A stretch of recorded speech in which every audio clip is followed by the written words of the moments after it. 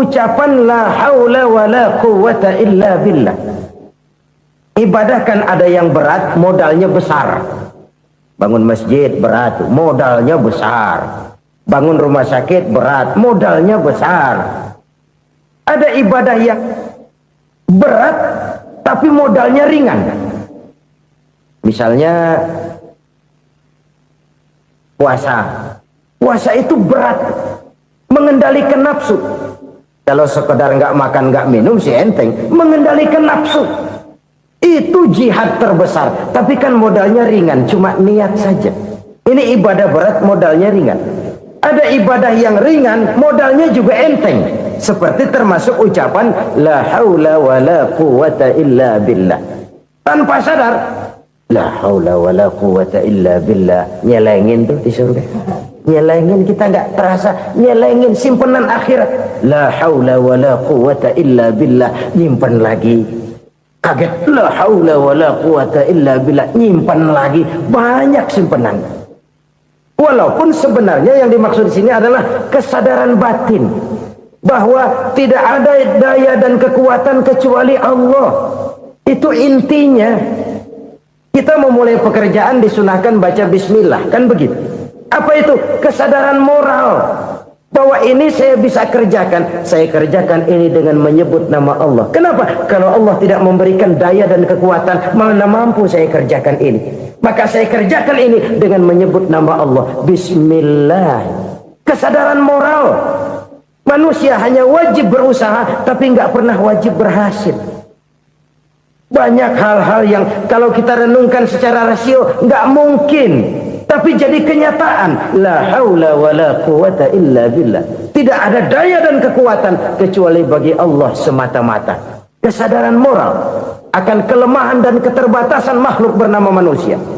Kadang kita kagum dengan otak, tapi kita sering lupa sama yang bikin otak. Padahal bagaimanapun hebatnya otak, yang bikin otak pasti lebih hebat dari otak. Selalu berusaha menyimpan sesuatu yang bisa membawa manfaat, baik untuk dirinya, untuk anak cucunya, maupun untuk keluarganya, untuk masa kini dan masa depannya. Kadang simpanan itu berbentuk uang, kadang berupa tanah, lain saat berbentuk pabrik, dan lain sebagainya. Sementara masa depan yang paling pasti adalah akhirat. Jika untuk masa depan dunia kita rela memeras keringat, membanting tulang, pergi pagi dan pulang petang, menyimpan uang, menyimpan tanah, menyimpan pabrik, pernahkah kita merenung jika satu saat kiamat datang, kita dibangkitkan dari kubur masing-masing, berdiri di padang mahsyar untuk mempertanggungjawabkan seluruh kegiatan hidup kita di dunia ini. Lalu kita akan menuju ke alam akhirat. Sudahkah kita mempunyai simpanan untuk akhirat kita? Pada pertemuan kali ini saya ingin menyampaikan sebuah hadis di mana Rasulullah sallallahu alaihi wasallam bersabda, arba'un min kanzil jannah. Simpanan sorga ada 4 macam. Yang pertama, ikhfa'us sadaqah, menyembunyikan sedekah. Saudara-saudara kaum muslimin, sebagaimana yang kita maklum bahwa Allah Subhanahu wa taala melebihkan sebagian rezeki dari kita terhadap yang lain. Ada yang kaya, ada yang setengah kaya, ada yang miskin, ada yang setengah miskin, dan selanjutnya. Ada yang gajinya kecil tapi penghasilannya gede. Ada yang penghasilannya gede tapi nggak punya gaji. Ada juga yang memang gajinya gede dan penghasilannya gede. Kelebihan rezeki merupakan sunnatullah dan tidak harus membuat kita merasa lebih dari yang lain. Bahkan sebaliknya, kelebihan itu harus membuat kita ringan tangan untuk menolong mereka yang memang memerlukan pertolongan. Kalau saudara diberikan ilmu, maka pertanyaan akhirat cuma satu. ilmumu kau amalkan untuk apa? Kalau saudara diberikan umur yang panjang, pengadilan akhirat juga bertanya satu, umurmu kau habiskan di mana? Tapi kalau saudara diberikan harta, pengadilan akhirat akan bertanya dua, hartamu kau dapat dari mana, kau belanjakan kemana? Dari mananya ditanya, dan kemananya juga ditanya. Oleh karena kita akan dimintakan pertanggungan jawab, maka amanah yang bernama harta ini harus kita gunakan dengan sebaik-baiknya. Ada penggunaan yang merupakan kewajiban, itu zakat namanya. Ada penggunaan yang sewaktu-waktu, itu infak namanya. Ada yang lebih sewaktu-waktu lagi, dan itu sedekah namanya.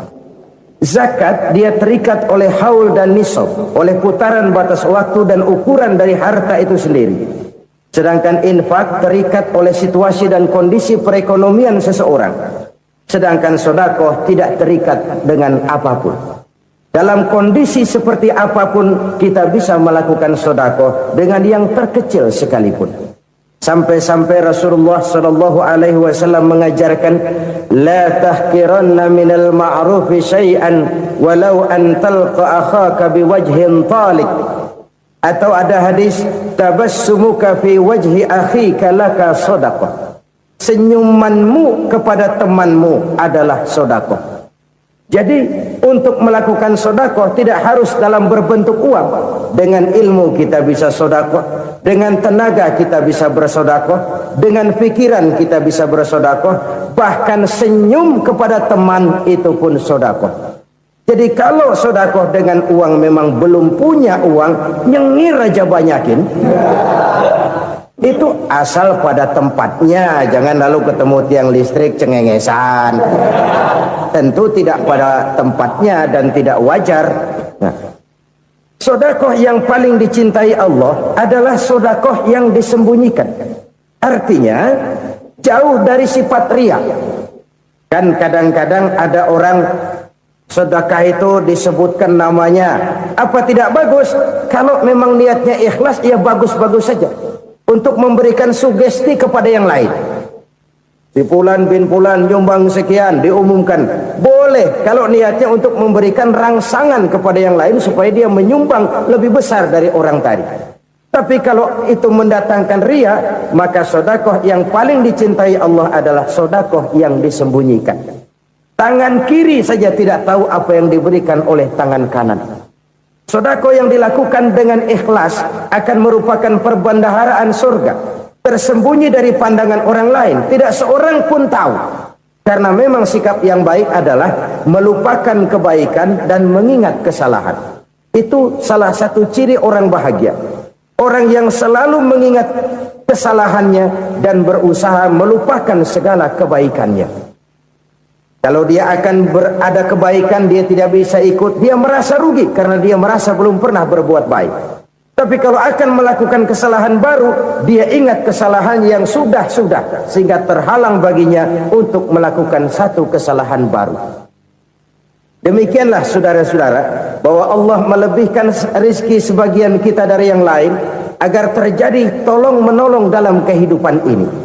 Jadi kesenjangan yang nature, kesenjangan yang alami, itu sunnatullah. Ada yang kaya, ada yang miskin, ada yang kelas menengah. Nah, kenapa lalu sekarang kita berusaha mengentaskan kemiskinan? Oleh karena adanya kesenjangan struktural. Kalau yang kaya bisa semakin kaya, kenapa yang miskin tidak bisa naik jadi ikut sedikit kaya? Sebab pada dasarnya Islam adalah agama yang sejak turunnya sudah berupaya memerangi kemiskinan. Bahkan dikatakan kemiskinan itu mendekatkan kepada kekufuran. Orang kalau miskin udah dekat banget sama kafir.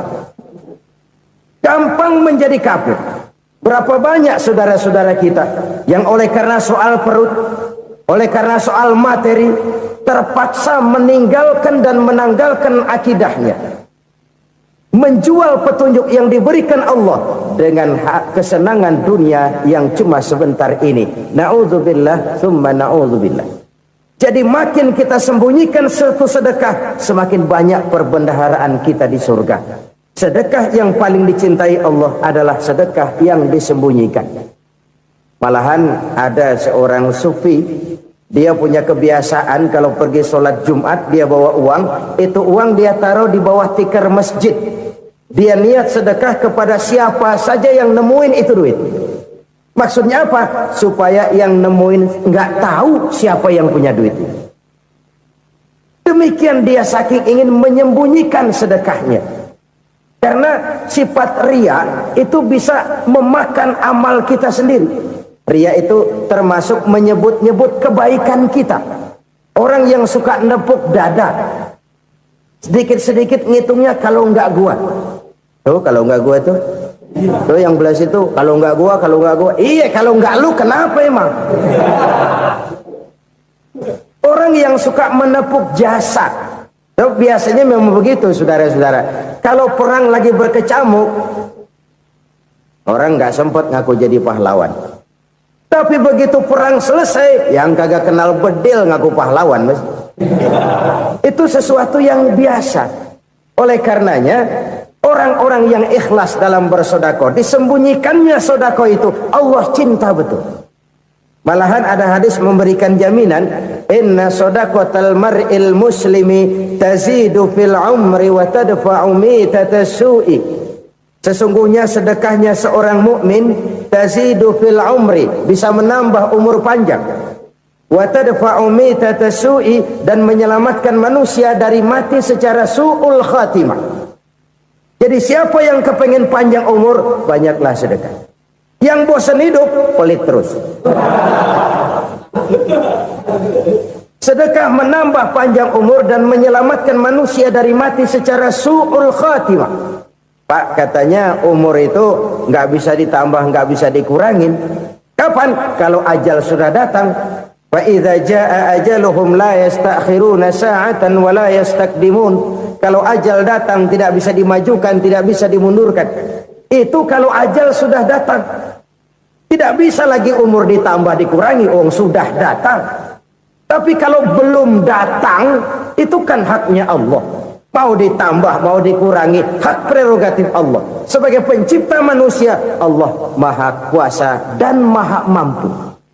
Sedekah ini menambah panjang umur dan menyelamatkan manusia dari mati secara su'ul khatimah.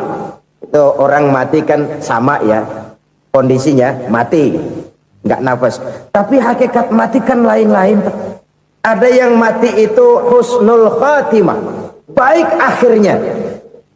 Misalnya lagi ngaji mati, lagi sholat mati, lagi sedekah mati. Ini yang dinamakan dengan husnul khatimah, baik di akhirnya. Sebaliknya ada yang su'ul khatimah, jelek di akhirnya. Ini yang jadi catatan akhir. Lagi nyekek botol, mampus. Lagi banting kartu, modar. Su'ul khatimah, jelek pada akhirnya. Sedekah menyelamatkan manusia dari mati secara su'ul khatimah. Dan kita semua kepengen mendapat husnul khatimah, jauh dari su'ul khatimah. Oleh sebab itu yang bisa menyelamatkan kita dari penyakit itu antara lain adalah sedekah yang disembunyikan, yang dikerjakan dengan ikhlas karena Allah, tidak karena kepengen dipuji orang, tidak karena ingin dikatakan orang pemurah. Sebab orang dermawan itu orang yang memberi tanpa harus diminta. Kalau masih harus diminta, ya belum dermawan namanya, masih harus diminta. Kalau nggak diminta ya tulus, lolos, polos. Saudara-saudara kaum muslimin rahimakumullah, harta adalah amanat dan akan kita pertanggungjawabkan. Allah melebihkan rizki sebagian kita dari yang lain agar kita saling tolong menolong, bantu membantu. Nabi janjikan siapa yang meringankan beban saudaranya muslim di dunia, Allah akan meringankan bebannya di akhirat nanti. Sebuah jaminan dari baginda Nabi. Si orang yang kita bantu barangkali tidak bisa membalas, Allah yang akan membalas lewat jalan lain yang tidak pernah kita sangka-sangka. Ada orang tanya, Pak, ini ada orang nyumbang masjid sambil marah-marah, bagaimana? Saya bilang sumbangannya aja ambil, marahnya jangan. Marahnya jangan diambil, itu urusan dia. Saudara-saudara kaum muslimin rahimakumullah, umat Islam ini kan umat yang punya potensi besar. Kadang kita merenung, kenapa kadang-kadang pembangunan masjid kok lambat sekali? Kalau hotel hari ini peletakan pertama, bulan depan peresmian. Supermarket hari ini peletakan batu pertama, minggu depan peresmian. Tapi kalau sudah yang namanya masjid, kadang-kadang peletakan batu pertama sekaligus jadi batu terakhir. 3 tahun, 4 tahun, campur nebar jalak di jalanan, duit dijaring kayak ikan sepat. Apa tidak ada orang Islam yang kaya? Banyak. Apa tidak ada pengusaha muslim yang jadi konglomerat? Ada. Lalu yang belum banyak itu yang komit terhadap nilai-nilai agamanya. Akhirnya kita jatuh jadi umat yang lemah. Belum ada pengusaha konglomerat muslim buka pabrik supermi cap bedug misalnya umpamanya atau pabrik kecap cap sorban supaya identitas keislamannya sedikit kelihatan. Kita jatuh jadi umat yang lemah karena potensi tidak terinventarisir dengan baik. Kita ini ibarat kompor yang cuma matengin nasi orang lain. Potensi kita dimanfaatkan oleh orang lain. Ukhuwah Islamiyah kita baru terbatas kepada silaturahmi. Ukhuwah di bidang ekonomi kita lemah, ukhuwah di bidang kebudayaan kita lemah, apalagi ukhuwah di bidang politik kita lebih rapuh lagi. Padahal ukhuwah itu adalah totalitas kehidupan manusia, menyangkut ipolexosbud, memerlukan nilai-nilai ukhuwah. Jadi oleh karena itu mari kita menyadari di dalam harta kita, walaupun kita yang cari pergi pagi pulang sore peras keringat banting tulang, di sana ada harta anak yatim, di sana ada hak masjid, di sana ada hak pesantren, di sana ada hak jihad. Berbahagialah seseorang apabila dia oleh Allah dijadikan keran. Keran itu menyimpan air, tapi tidak untuk dirinya, tapi disalurkannya kepada mereka yang memang memerlukannya. Saudara-saudara kaum muslimin rahimakumullah, ini yang pertama. Jadi perbendaharaan surga adalah menyembunyikan sedekah. Orang lain nggak tahu, kita pun nggak pernah ngitung-ngitung. Kita anggap lewat begitu saja, padahal itu deposit akhirat. Satu. Yang kedua, perbendaharaan surga itu apa? Wa kitmanul musibah, menyembunyikan kesulitan. Kadang orang takut menghadapi kesulitan, tapi makin kita merenung, hidup ini kan sebenarnya urusan. Takut sama urusan ya jangan hidup. Tandanya orang hidup itu kalau punya urusan. Urusan melupakan problem, problem sering menimbulkan kesulitan. Kesulitan bukan untuk ditakuti, tapi untuk diatasi dan dicarikan jalan keluarnya. Siapa sih orangnya yang nggak pernah sulit-sulit? Makin tinggi status sosialnya, makin gede urusannya. Makin tinggi kualitas imannya, makin berat tingkat kesulitannya. Cuma memang yang namanya enak itu seperti pelangi. Biang lala itu nggak pernah di atas kepala kita, di atas kepala orang melulu. Lo sih enak lo, kata kita. Dia juga bilang yang enak kan lo. Pelangi itu nggak pernah di atas kepala kita. Kata tukang beca, aduh enak ya naik Mercy. Kata tukang beca, apa yang di dalam mobil Mercy? Aduh enak bener tukang beca, di jok ngeringkuk ngorok pulas bener. Saya kamar pakai AC sejuk, tempat tidur sutra empuk, alga spring bed, gula kulik nggak bisa pulas kalau belum minum Valium, belum tidur. Enak bener tukang beca, di jok ngorok nggak tahu wetan kulon. Si tukang beca bilang yang di Mercy enak, yang di Mercy bilang tukang beca enak. Inilah enak, nggak pernah di atas kepala kita, di atas kepala orang lain melulu enak itu.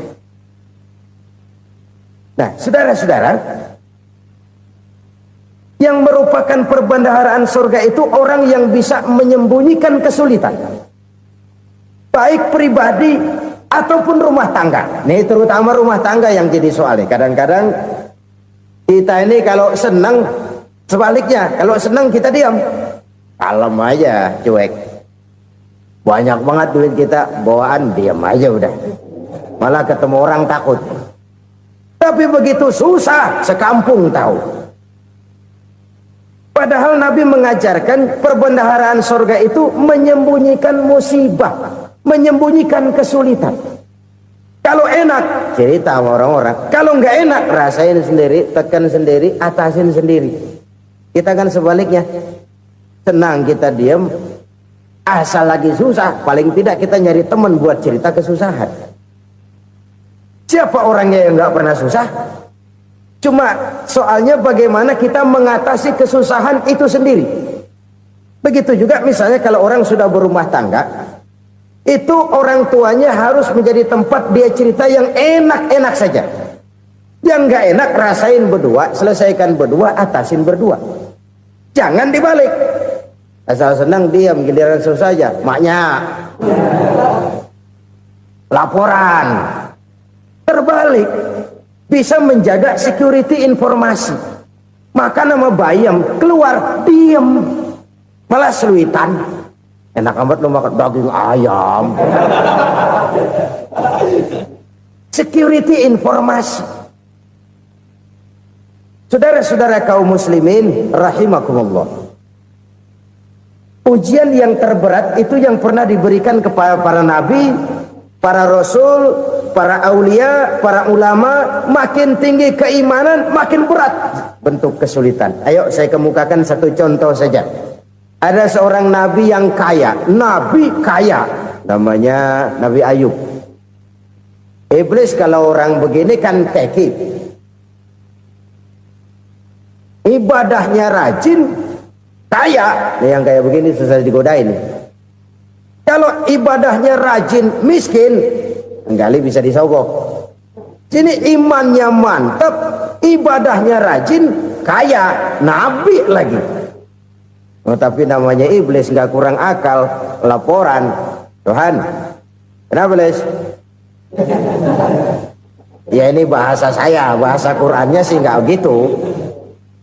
Itu hambamu yang namanya Ayub, dia rajin ibadah cuma karena dikasih kaya aja.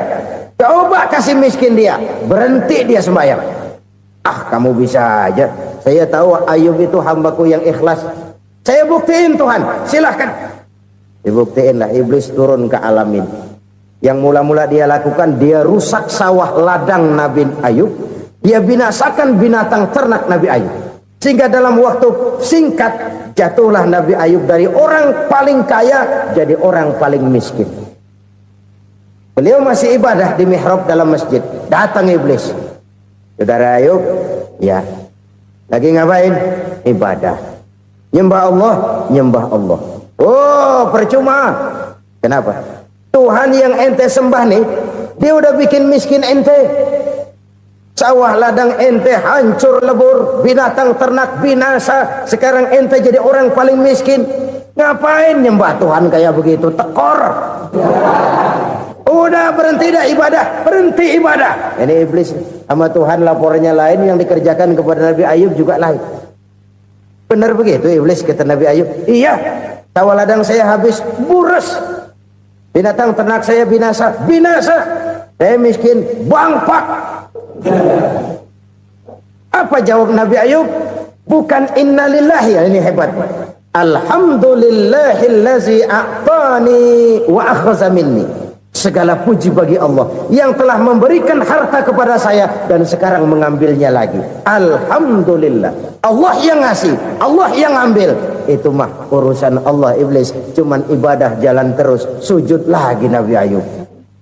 Iblis seleher gondok banget. Dasar Nabi nggak mempan dia apa-apain. Miskin malah alhamdulillah. Allah yang ngasih, Allah yang ngambil. Jadi kalau kita tidak komit, kita tidak terikat kepada kaya, miskin, senang, susah, apa yang bisa bikin kita susah? Jadikan kekayaan, kemiskinan, jadikan senang, susah sebagai anak buah yang bisa kita atur. Jangan kekayaan ngatur kita, jangan kemiskinan ngatur kita. Kita yang harus mengatur mereka. Senang, susah, kaya, miskin, bahagia, sengsara, jadikan itu anak buah yang bisa kita atur. Kalau sekarang kita kaya, lain saat boleh jadi kita miskin, semiskin-miskinnya. Allah yang ngasih, Allah yang ngambil. Tenaga mana yang bisa menghalangi? Ibadah jalan terus. Iblis makin gondok. Dasar nabi loh. Akhirnya apa? Nabi Ayub dikerjain, diberikan penyakit. Demikian fatal penyakitnya. Bayangin, udah miskin, sakit. Masya Allah. Miskin, sakit. Sakitnya nggak lama, kira-kira 16 tahun. Istrinya 3, 2 mental minta ceraiin. Ngerawatin laki bengek begini. Senang belum tentu, susah udah pasti nih. Cerai aja, cerai dah. Cerai. Tinggal satu Siti Rahmah yang setia menemani beliau. Sesetia-setianya hati perempuan. Satu saat Siti Rahmah bilang, "Bang, iya, abang kan Nabi, Bang. Lalu, namanya Nabi kan doanya jarang meleset, Bang. Maksud kamu minta kenapa sih sama Tuhan biar abang sembuh baik dah, Bang?" Siti Rahmah, "Iya. Saya sakit berapa tahun sih dah?" 16 tahun, Bang. "Sebelum ini saya sehat berapa tahun?" "Ya kira-kira 60 tahun, Bang." "Nah, coba ente banding-bandingin, Rahmah. Saya dikasih sehat 60 tahun, dikasih sakit 16 tahun. Sudah nggak sabar mau doa kepada Allah minta sembuh. Saya malu kepada Allah. Diuji dengan yang luar biasa seperti ini, tidak mengganggu stabilitas kehambaannya. Dia tetap menghamba kepada Allah Subhanahu wa ta'ala. Saudara-saudara kaum muslimin rahimakumullah. Kunci menghadapi kesulitan itu apa? Allah jelaskan dalam satu ayat, "Wa basyiris sabirin alladzina iza asabathum musibah qalu inna lillahi wa inna ilaihi raji'un." Gembirakan orang-orang yang sabar. Siapa mereka itu? Yang apabila mendapat musibah mereka kembali kepada keyakinan dasar, segalanya dari Allah dan segalanya akan kembali kepada Allah. Ini konsepsi dasar dari sikap muslim dalam menghadapi berbagai kesulitan. Segalanya dari Allah, segalanya akan kembali kepada Allah. Kalau ini sudah kondisi dasarnya, maka kita akan lapang menghadapi kenyataan bagaimanapun pahitnya. Apakah itu namanya miskin, apakah itu namanya sakit, bahkan maut sekalipun. Maut sekalipun. Segalanya dari Allah, segalanya akan kembali kepada Allah. Ini sikap hidup, bukan sekedar ucapan. Kita kadang-kadang menjadikannya sebagai ucapan. Mulutnya sih nggak berhenti, innalillahi wa inna ilaihi raji'un, tapi nangisnya terus gerung-gerungan. Bukan itu, ini kesadaran moral. Kalau segalanya dari Allah, segalanya kembali kepada Allah, kan sebenarnya cuma nunggu giliran. Hari ini saya nyembayangin dia, entah hari apa saya disembayangin orang. Hari ini saya antar dia ke kubur, entah hari apa orang nganterin saya ke kubur. Hari ini saya tahlilkan dia, entah nanti kapan orang tahlilkan saya. Segalanya dari Allah, segalanya akan kembali juga kepada Allah. Oleh sebab itu saudara-saudara, kesulitan bukan untuk ditakuti. Kesulitan justru untuk diatasi, dicarikan jalan keluarnya. Dan tidak ada orang yang tidak pernah mendapat kesulitan. Tidak ada. Semakin tinggi status sosial, semakin tinggi kualitas keimanan, semakin besar juga tingkat kesulitan. Hanya saja bagaimana cara kita mengatasinya. Dan Al-Quran menyatakan, "Inna ma'al usri yusra." Di balik kesulitan itu pasti ada kemudahan. Roda itu berputar. Karena itu Rasulullah Shallallahu Alaihi Wasallam mengingatkan kepada kita, ta'arraf ilallahi firraha ya'rifka fisyiddah. Ingatlah kepada Allah di waktu kamu senang, supaya Allah ingat kepada kamu di waktu kamu susah.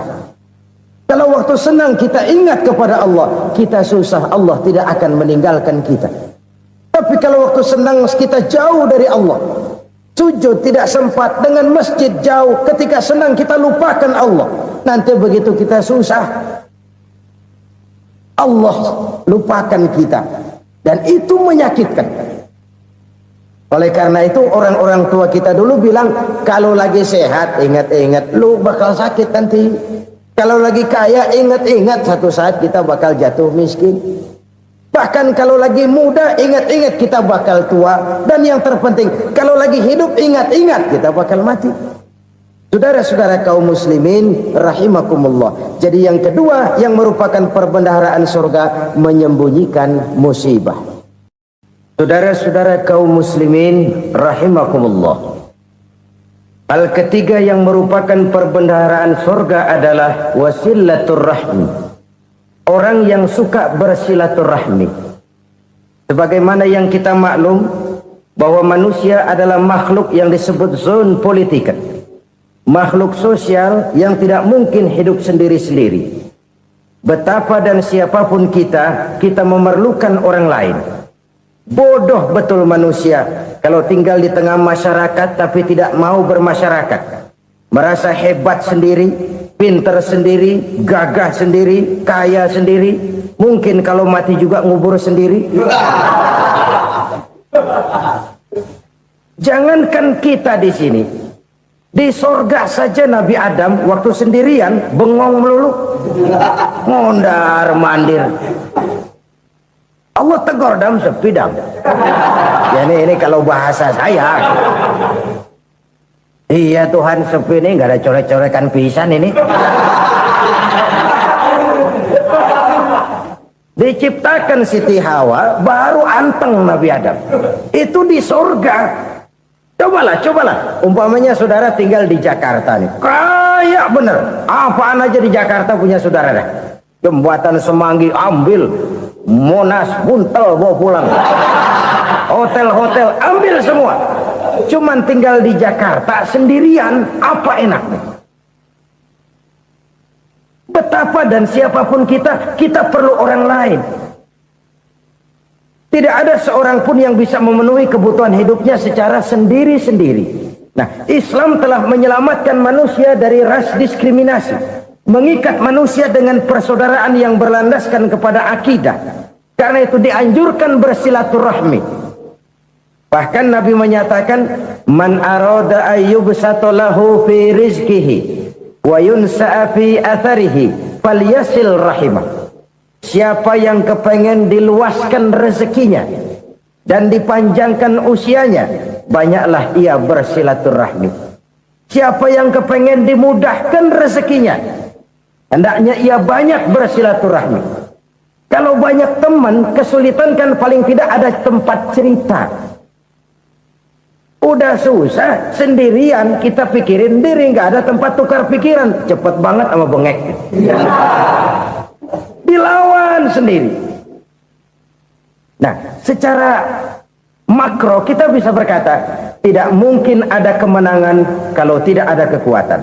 Tidak ada kekuatan kalau tidak ada kesatuan dan persatuan. Tidak mungkin ada kesatuan dan persatuan tanpa semangat silaturahmi.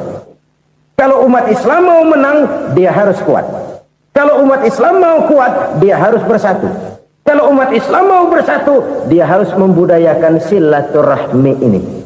Bahkan sampai-sampai kata Nabi, kalau bisa cari nilai tambah. Apa? Silman qata'ak. Bersilaturahmilah kau kepada orang yang marah denganmu. Masya Allah, indahnya ajaran agama kita.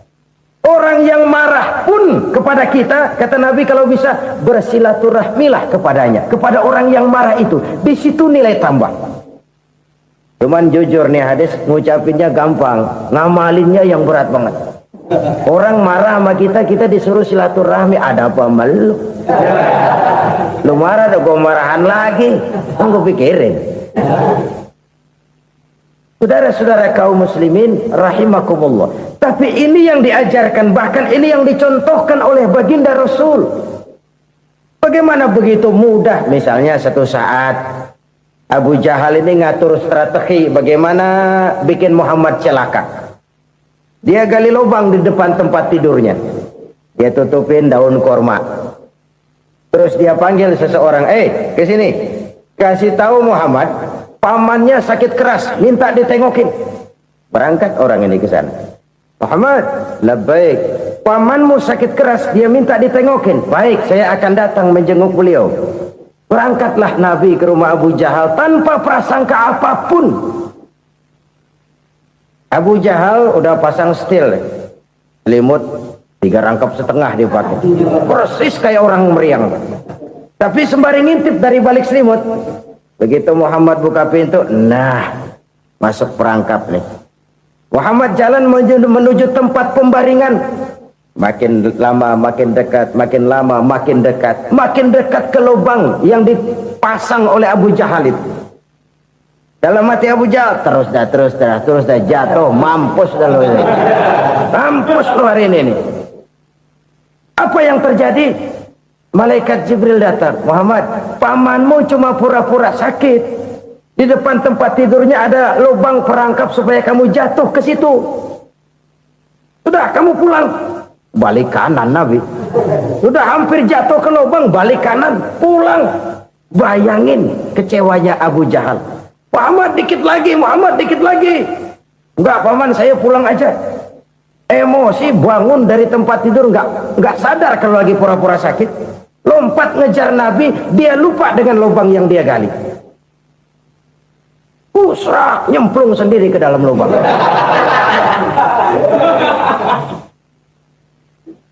Nabi terus berlalu.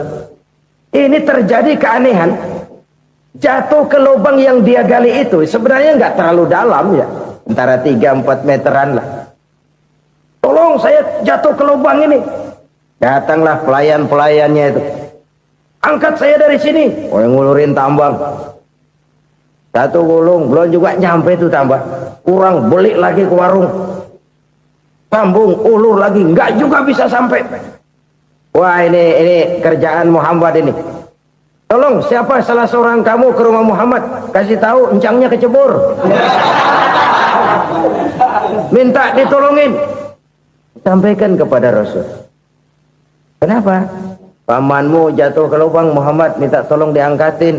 Tambang udah nyambung-nyambung nggak nyampe juga. Ya, nanti saya datang, saya tolong. Coba.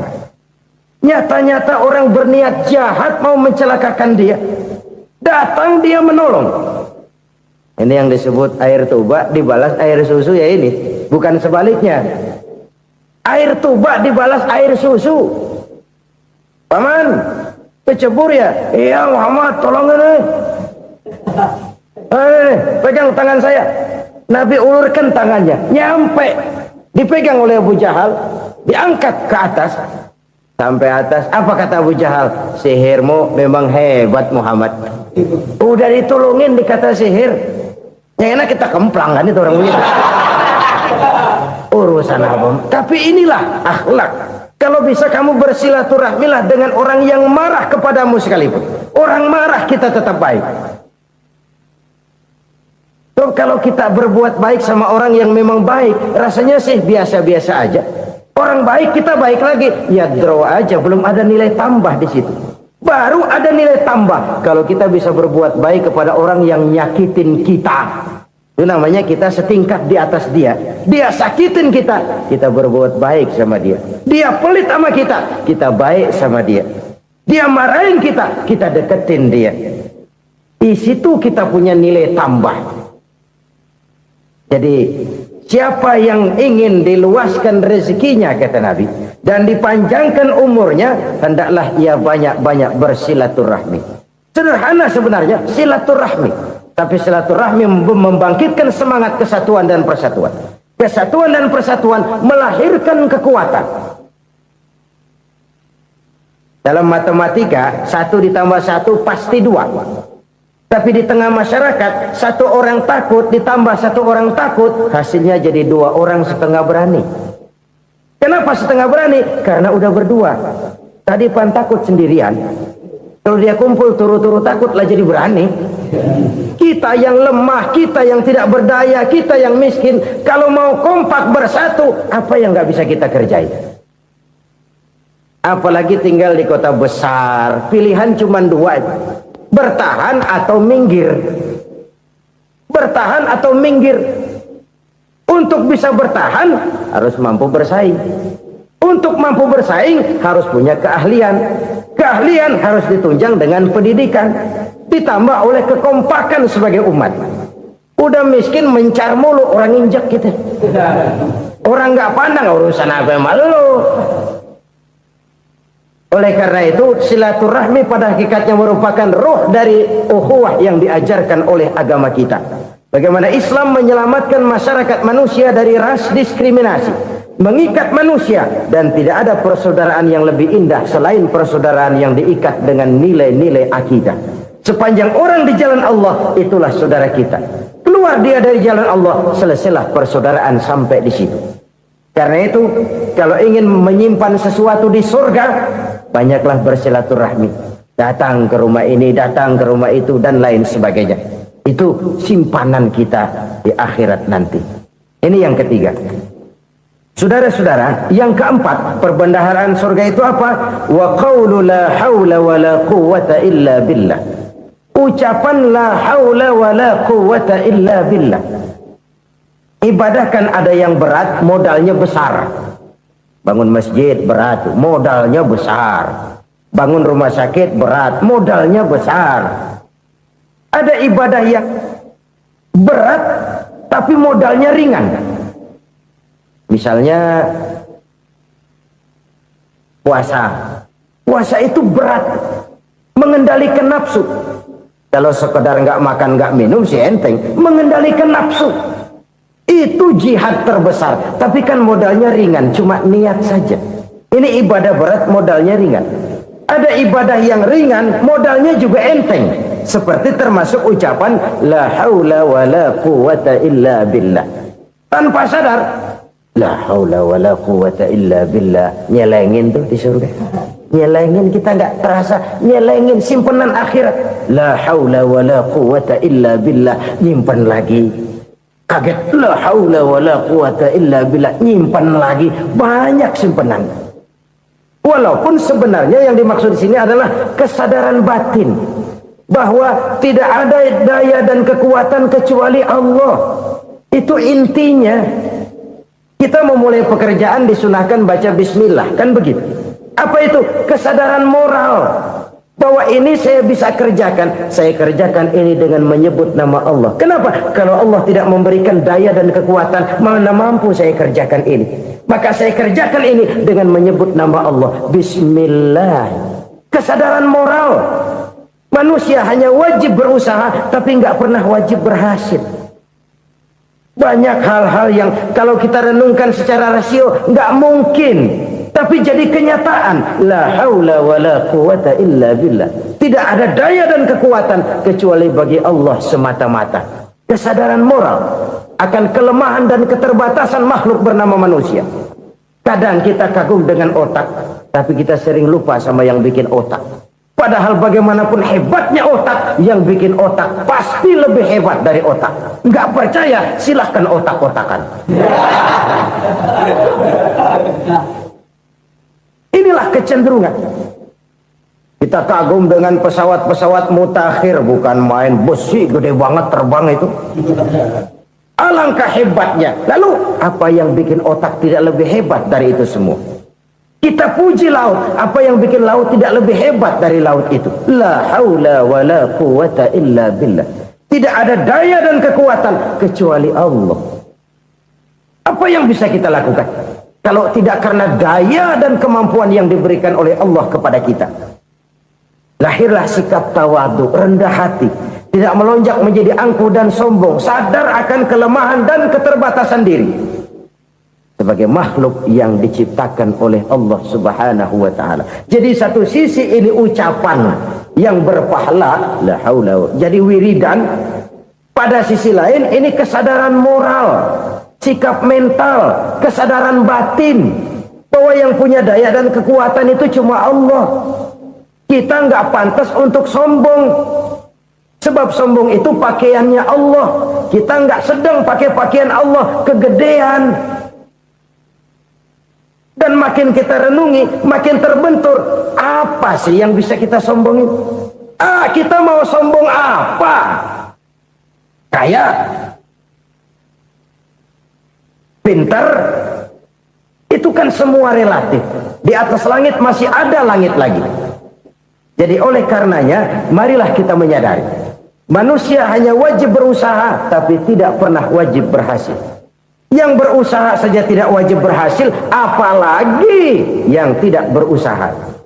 Islam bukan agama orang pemalas yang selesai sholat lalu endelohom, nggelenggem ayem-ayem. Tapi Islam bukan agama orang sombong yang setelah berusaha lalu tidak memerlukan Allah. Kita bisa saja bikin proyeksi, tahun sekian kita bakal panen besar menurut perhitungan otak. Tapi ada kejadian lain. Apa? Tikus ngambek. Habis itu dimakanin tikus, panen gagal. Proyeksi rasional gagal oleh tikus-tikus yang ngambek itu. Bisa saja terjadi. Tahun depan kita panen besar. Urung. Kenapa? Musim panas panjang.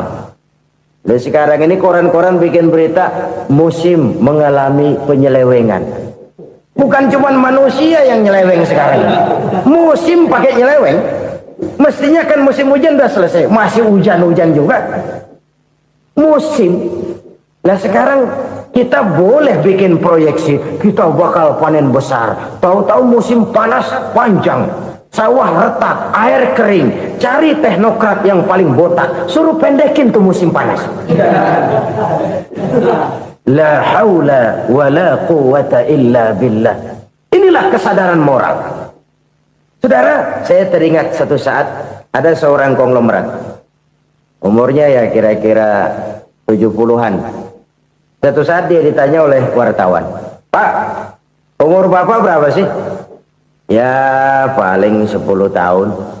10 tahun? 10 tahun? Anak Bapak berapa orang? Satu saja? Satu. Harta Bapak berapa? Ya paling-paling bangsa 7 juta kali. 7 juta? Iya. Pak, kenapa Bapak bohongi saya? Bapak punya buku biografi. Koran-koran, majalah-majalah banyak memuat cerita riwayat hidup Bapak.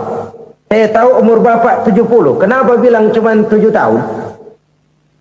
Saya tahu anak Bapak 8. Kenapa cuma bilang 1?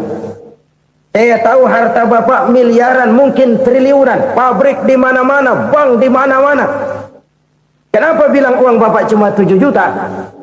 Nah, kata si konglomerat tadi, kamu benar nak, kamu benar. Umur saya kalau jumlahnya memang 70 nak. Cuman ingat-ingat saya, baru 7 tahun terakhir ini saya sujud. Baru 7 tahun terakhir ini saya berusaha dekat dengan Allah. Saya laksanakan perintahnya, saya jauhi larangannya. 7 tahun inilah rasanya yang ada nilainya di hadapan Allah. Yang 63 tahun matong, kelabu, kelem umur gue. Habis untuk maksiat, untuk munkarat. Maka ketika ditanya tadi, umur saya 7 tahun itu. Oh begitu Pak. Oh iya. Lalu anak Pak, anak Bapak kan 8. Kenapa bilang cuma 1? Nah, kalau jumlah hitungannya memang anak saya 8. Tapi dari 8 orang ini rasanya cuma 1 nih yang bakal jadi buah hati, belahan jantung, pelanjut cerita, penerus sejarah, bakal jadi anak soleh yang akan mendoakan saya. Cuman 1 rasanya anak saya ini yang bakal jadi buah hati saya, besar-besaran saya, yang akan mendoakan di kubur saya, yang akan mendoakan di akhirat saya. Yang 7 orang mana? Masya Allah, yang 1 tenggeng, yang 1 nyekek botol mulu, yang 1 nggak karu-karuan. Makanya saya bilang 1 anak saya yang akan bisa mendoakan saya. Oh begitu Pak. Iya. Nah harta Pak, harta Bapak kan triliunan. Pabrik Bapak di mana-mana. Uang Bapak hampir di tiap bank-bank besar. Kenapa bilang cuma 7 juta? Betul kau nak. Harta saya kalau jumlahnya memang miliaran, triliunan mungkin. Tapi yang saya ingat baru 7 juta tuh yang saya belanjakan di jalan Allah. Saya nyumbang masjid, saya santuni yatim piatu, saya bantu pembangunan pesantren, saya bantu pembangunan rumah sakit Islam. Itu yang akan saya bawa pulang ke akhirat, yang 7 juta itu. Yang triliunan itu nanti akan direbutkan oleh anak-anak saya sebagai waris saya. Jadi harta saya 7 juta itu yang bakal nemenin saya di akhirat, yang akan saya bawa pulang jadi teman saya. Saudara-saudara kaum muslimin, jangan-jangan orang tua itu adalah kita ini. Jangan-jangan Kita-kita ini adalah orang tua itu. Jangan-jangan itu potret dari diri kita masing-masing. Dari sekian umur yang diberikan Allah, berapa tahun yang ada nilainya di hadapan Allah? Dari sekian anak-anak yang merupakan amanah, berapa yang akan mendoakan kita sebagai orang tuanya menjadi anak soleh? Dari sekian banyak harta yang diberikan Allah, berapa yang akan kita bawa pulang menghadapnya nanti, yang kita belanjakan di jalan Allah? Ini sebuah potret kehidupan. Karena itu kita kembali kepada la haula wa la quwwata illa billah. Kita wajib berusaha, kita wajib berikhtiar. Selebihnya, segala daya dan kekuatan hanya milik Allah saja semata-mata. Satu kesadaran batin dari setiap pribadi muslim. Setelah ia berusaha dan berikhtiar, ia menyerahkannya kepada Allah Subhanahu wa ta'ala. Jadi satu sisi ini merupakan wiridan ucapan yang mengandung pahala, pada sisi lain ini merupakan sikap batin dari seorang muslim di dalam ia menghadapi realitas kehidupan ini. Saudara-saudara kaum muslimin rahimakumullah, kalau ini kita jadikan satu basis kehidupan, maka ini akan menyelamatkan manusia dari kemungkinan tergelincir menjadi orang yang lupa diri dan lupa daratan. Sebab itu Imamul Ghazali berpesan, jadidis safinah fa innal bahra amiq wa khuziz zad fa inna safara ba'id wa khaffifil hamla fa innal hamla sadid. Perbarui selalu kapalmu karena lautan sangat dalam. Bawa bekal yang banyak karena perjalanan ini sangat jauh. Ringankan beban karena kebanyakan beban akan menyakitkan. Alangkah indah kalimat ini, alangkah dalam makna yang terkandung di sana. Perbarui selalu kapalmu karena lautan sangat dalam. Apa artinya ini? Jaga mentalmu baik-baik. Pelihara imanmu baik-baik karena hidup penuh cobaan seperti lautan. Kita kalau berlayar di lautan kan kadang-kadang tenang, angin bertiup sepoi-sepoi basah. Jika malam datang, bintang gemintang bertabur menghias cakrawala. Rembulan memantulkan sinarnya dengan indah. Dalam keadaan begitu berlayar enak. Tapi lain saat ombak menggunung, halilintar menyambar, angin topan bertiup. Berapa banyak sudah saudara-saudara kita yang tenggelam di lautan dunia tanpa sadar bahwa dia belum sampai kepada pantai yang akan dituju. Berapa banyak sudah saudara-saudara kita yang tenggelam di lautan dunia ini tanpa sempat bangkit lagi. Dia menyangka sudah sampai kepada tujuannya. Hati-hati kapal jangan sampai bocor karena lautan sangat dalam. Iman ini jaga baik-baik karena hidup penuh dengan ujian. Wa khuziz zad fa inna safara ba'id. Bawa bekal yang banyak karena perjalanan sangat jauh. Saudara mau ke Bandung, bawa duit. Saudara mau ke Surabaya, banyakan lagi duitnya. Saudara mau ke Mekah, gepokan, iketan tuh duit nggak lembaran lagi. Makin jauh perjalanan, makin banyak bekal yang harus kita bawa. Kalau saudara dari Jakarta mau ke Surabaya, kagak bawa duit berangkat juga, itu sih bukan berani namanya, nekat. Sampai Surabaya belum tentu, sengsara di jalan udah pasti. Kenapa? Nggak bawa bekal berangkat. Sama juga kita nih, misalnya belum sempat sembahyang, mati. Waduh, berani banget orang. Belum punya bekal, mati. Sengsara di jalan. Atau bekal tidak cukup. Dari Jakarta saudara mau ke Surabaya, bawa duit 500 perak.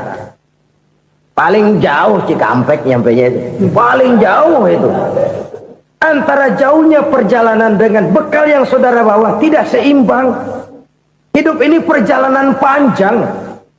A walking tour. Dimulai dari alam arwah, sebelum jasad diciptakan, roh diciptakan lebih dulu. Dari situ pindah ke alam rahim. Dari alam rahim pindah ke alam dunia. Dari alam dunia pindah ke alam barzah, baru menuju akhirat. Satu perjalanan panjang. Kalau bekal tidak bawa, sengsara di jalan. Bawa bekal yang banyak karena perjalanan ini sangat jauh. Wa khaffifil hamla, ringankan beban karena beban itu cuma akan menyulitkan. Kalau bekal itu sih keperluan, tapi beban nggak kita perluin, cuma ngeberat-beratin. Apa ini beban? Dosa. Kecurangan, kebatilan, kezoliman, ketidakadilan, kesewenang-wenangan. Itu akan jadi beban kita di akhirat. Alangkah celakanya, perjalanan panjang, bekal tidak bawa, beban kelewat banyak, alamat sengsara di jalan. Pahala tidak ada, dosa berlipat ganda. Na'udzubillah, summa na'udzubillah. Kalau kita rangkum nasihat Al-Ghazali dengan kisah si konglomerat tadi, kita akan mengambil kesimpulan. Pertama, bekal terbaik dalam menghadapi gejolak kehidupan ini tidak lain adalah iman. Yang kedua, pahala dan dosa. Dua hal kontroversial. Pahala adalah bekal, dosa adalah beban. Tapi kita sekarang kan tidak begitu terangsang kepada yang abstrak. Orang berlomba mencari yang konkret-konkret saja, yang real. Kalau memang dosa, benjol dong, kira-kira begitu. Kira-kira begitu. Persis orang Yahudi dulu. Orang Yahudi itu kan pernah minta kepada Nabi Musa, "Ya Musa, lan nu'mina laka hatta narallaha jahrah." Musa, kami nggak bakal mau beriman kepada Allah kalau belum kami lihat Allah ada nongkrong di depan kami.